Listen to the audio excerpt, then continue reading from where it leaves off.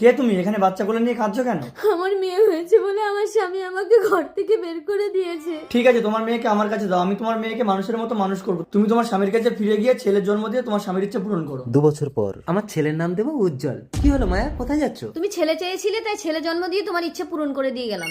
মায়া 20 বছর পর আর খাবো না, আর খাবো না। ভিক্ষা খাবো দাও। না বললে হবে বাবা, না খেয়ে খেয়ে শরীরের অবস্থা কি হয়েছে দেখেছো? উজ্জ্বল দেখ না, বৌমা আমাকে 2 দিন ধরে খেতে দেয়নি। এ বাড়িতে তোমাকে খেতে হবে না, যাও ভিক্ষা করে খাও। উজ্জ্বল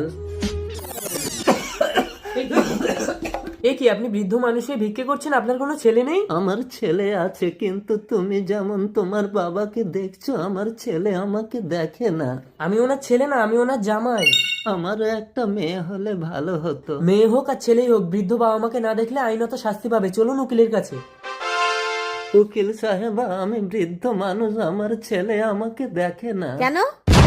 মায়া, তুমি উকিল হলে কি করে?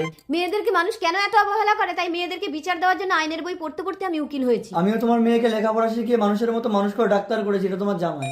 তার মানে তুমি দাঁড়াও, তোমার মেয়েকে তুমি জন্মের সাথে সাথেই বিদায় দিয়ে দিয়েছো। মায়া, তুমি আমাকে ক্ষমা করে দাও, মেয়েকে অবহেলা করা আমার উচিত হয়নি। মনে রাখবেন, মেয়ে মানেই লক্ষ্মী, অবহেলা করলে এরকমই দুর্দশা হবে।